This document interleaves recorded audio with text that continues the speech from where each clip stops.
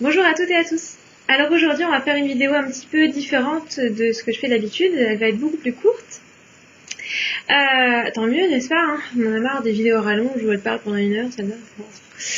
Donc une vidéo un petit peu plus courte qui m'avait été réclamée quand j'avais fait suggérée quand j'avais fait un sondage il y a quelques mois pour savoir ce que vous vouliez voir sur la chaîne, j'avais fait ça sur Instagram. Ce sont quelques petites astuces pour la lecture du tarot, des oracles, ou en tout cas de tous les moyens divinatoires avec des cartes. Donc, que vous soyez débutant ou que vous soyez confirmé, on a toujours besoin d'améliorer sa pratique. On ne cesse jamais d'apprendre, en particulier quand il s'agit de lire pour soi. C'est quelque chose qui peut être très difficile parce qu'on n'a pas le recul nécessaire.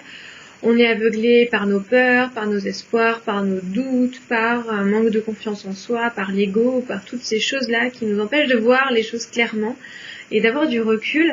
Donc vous pouvez par exemple avoir de grandes facilités pour lire les cartes à quelqu'un. Par contre, quand c'est pour vous, ça peut être le blocage complet. Moi, c'est ce qui m'arrive personnellement. Lire à quelqu'un, ça me pose aucun problème. Par contre, lire pour moi, c'est terrible. Donc, ces petites astuces, j'espère, vous aideront à vous faciliter la vie et à rentrer dans la lecture des cartes, que vous débutiez avec votre tarot ou votre oracle, ou que vous travaillez avec lui depuis longtemps, mais que vous vouliez vous développer. Donc, aujourd'hui, on va en voir 5 petites choses qui peut-être vous aideront sur cette voie-là. Première astuce. On observe les cartes. Alors, c'est une astuce qu'on a tendance à négliger au bout d'un certain temps. C'est-à-dire qu'on le fait beaucoup quand on débute et puis après on se dit « oh c'est bon, je connais, etc. » Surtout quand on pratique le tarot, parce qu'on se dit « voilà, le tarot c'est bon, je sais faire. » Seulement, en fait, aucun tarot n'est complètement identique. Même s'ils partent tous sur une même base, on se rend compte que les artistes vont prendre des libertés différentes, des interprétations différentes, et que l'imagerie des cartes va influer même légèrement sur leur signification. Du coup, c'est très utile, surtout quand on vient d'acquérir un jeu, mais même quand on a un jeu depuis longtemps, de bien observer les cartes. Cette observation, ça doit être une observation dynamique, c'est-à-dire que ces cartes, vous allez les regarder, mais pas seulement. Vous allez aussi les décrire. C'est-à-dire essayer de mettre des mots dessus, pas seulement dans votre tête, mais vous pouvez le faire à l'écrit aussi.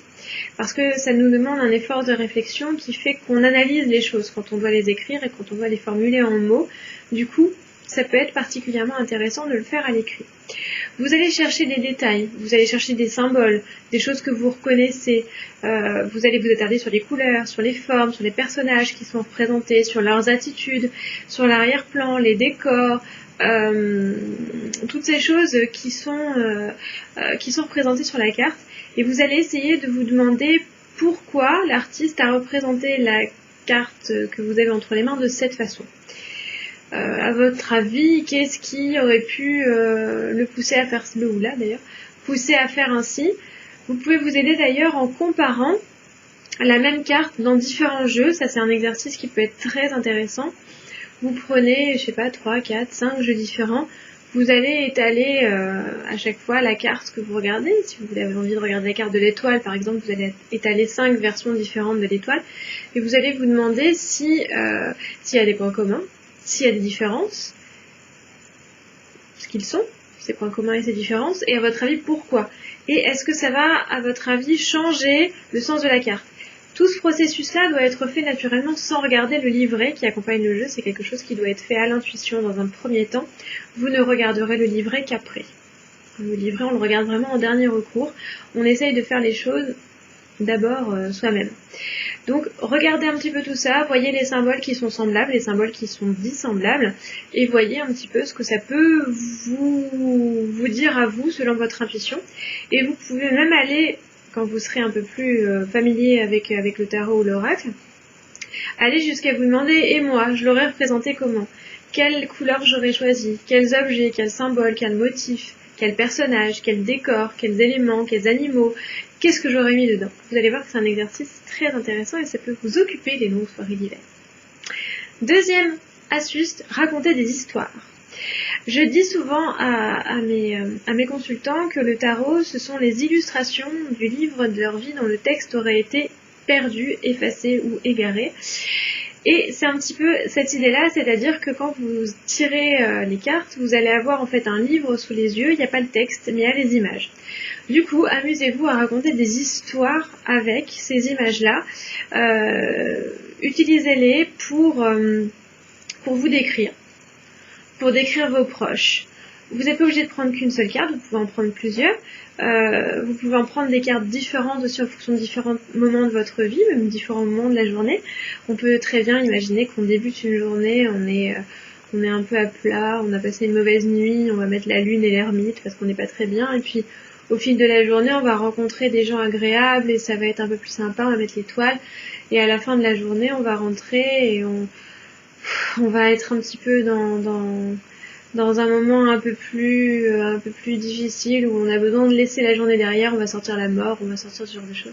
Donc, à vous de voir, si vous voulez, voilà, raconter votre évolution dans la journée, ou vous décrire votre vraie personnalité. Là encore, l'ego, on essaye de le faire taire.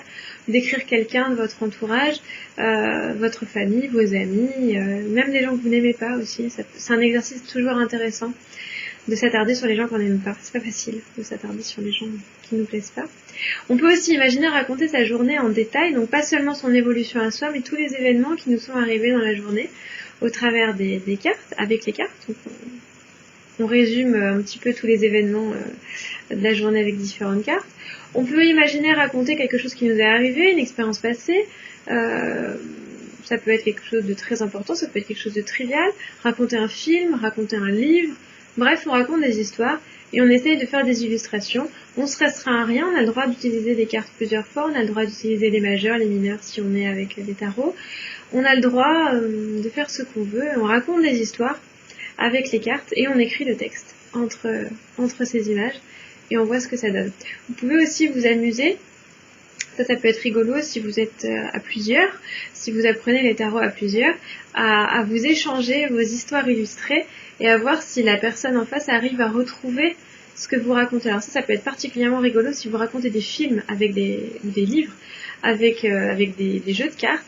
Vous faites une espèce de blind test, du coup qui est pas blind, qui est au contraire aware test, avec les cartes, c'est-à-dire que voilà, je vous donne mon histoire racontée en tarot, retrouvez donc le livre ou le film dont ça illustre l'histoire.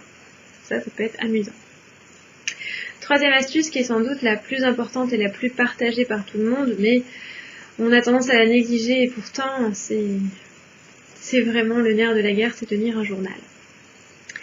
Et le relire régulièrement. Parce que si on tient un journal et qu'on ne le relit pas, ça sert à rien. Pourquoi faire? Simplement pour avoir du recul sur ce qu'on fait, parce que quelquefois quand on tire les cartes, on est dans un état d'esprit qui ne nous permet pas d'avoir le recul nécessaire. Si on est face à un problème, si on vient d'avoir une nouvelle, s'il vient de nous arriver un truc et que on est un peu en panique, on tire les cartes pour avoir une réponse, l'état dans lequel on est peut nous empêcher d'avoir une réponse correcte et de consigner tout ça par écrit et de revenir plus tard, ça peut nous permettre d'avoir le recul qu'on n'avait pas au moment du tirage. Ça nous permet aussi d'y revenir avec plus de lucidité, c'est-à-dire de nous débarrasser un petit peu de nos attentes et de nos doutes une fois que les choses ont pris un petit peu de temps. Ça nous permet aussi, plus prosaïquement, de voir s'il y a des cartes qui reviennent régulièrement et du coup ce qu'elles ont à nous dire, pourquoi elles reviennent et à quoi elles servent. Ça nous permet aussi de traquer notre pratique, c'est pour ça que je vous conseille quand vous tenez un journal, de noter toujours la date, la météo, la phase de la lune, votre état d'esprit, si vous êtes malade, si vous êtes plutôt bien, si c'est pour vous, si c'est pour quelqu'un d'autre, etc. Le jour de la semaine aussi. Le moment de la journée pendant lequel vous allez tirer les cartes, vous pouvez noter l'heure à laquelle vous procédez au tirage, bref, tous les petits détails qui vont permettre de traquer un petit peu vos moments et votre état d'esprit.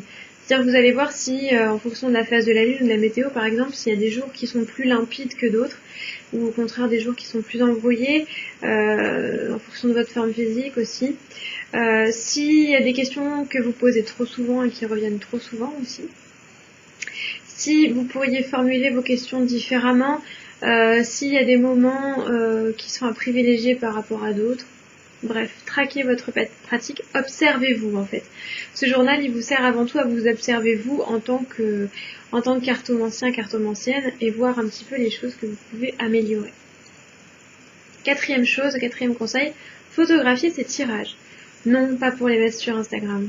C'est jamais une bonne idée de mettre son tirage sur Instagram ou sur Facebook. C'est trop intime. On met pas ce genre de choses-là. Mais surtout pour les observer plus tard. Alors, disons que c'est quelque chose qui peut être fait en même temps que le journal, en parallèle, complémentaire ou à la place du journal, pourquoi pas. L'idée, ça va être d'en avoir un instantané très visuel pour y revenir un peu plus tard. Pourquoi pas l'observer sous différents angles aussi, on peut le tourner, le retourner, le voir d'un peu plus loin, zoomer, dézoomer. C'est quelque chose qui va faire travailler le support visuel et ça peut être très très intéressant.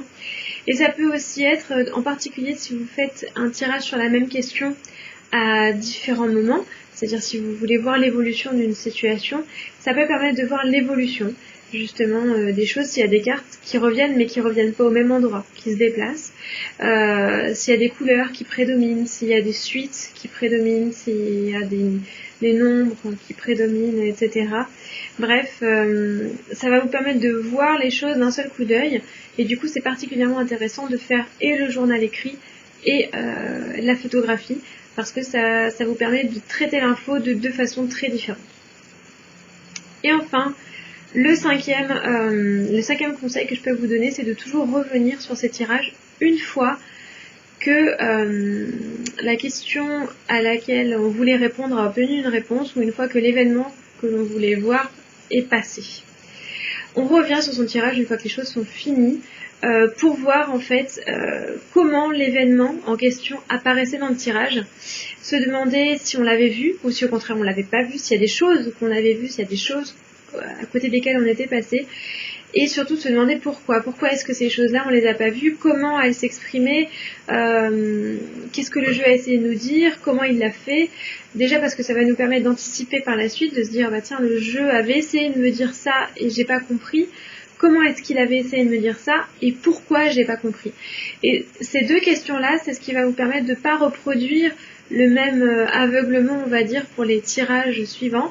Ça va vous permettre d'être plus ouvert, plus lucide, plus à l'écoute de votre jeu et plus à l'écoute aussi de vous-même et de vous éviter de tomber dans certains écueils. Voilà pour ces petits conseils.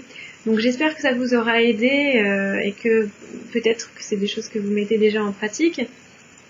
Si vous avez, vous, des petites astuces, n'hésitez pas à les mettre en commentaire. Si vous faites déjà des choses qui font partie de ce que je vous ai exposé et que vous avez envie d'ajouter des détails, c'est la même chose, les commentaires sont là pour ça. Si la vidéo vous a plu, mettez-y un petit pouce. Si elle vous a pas plu, plutôt que de mettre un pouce en bas, je vous invite plutôt à vous en aller. Ça sera plus civil et plus sympa. N'oubliez pas que vous pouvez toujours, si le cœur vous en dit, me soutenir sur Ko-fi et sur Patreon, donc où je propose toujours un cycle de réflexion, de développement autour de la pratique au fil des saisons et au fil des mois. Vous trouverez toutes les informations relatives à ces deux pôles sur lesquels vous pouvez me soutenir en barre d'infos. Et puis, en attendant la prochaine vidéo, je vous souhaite un très bon mois de décembre. Prenez soin de vous, portez-vous bien et tirez les cartes. C'est toujours sympa. Bye!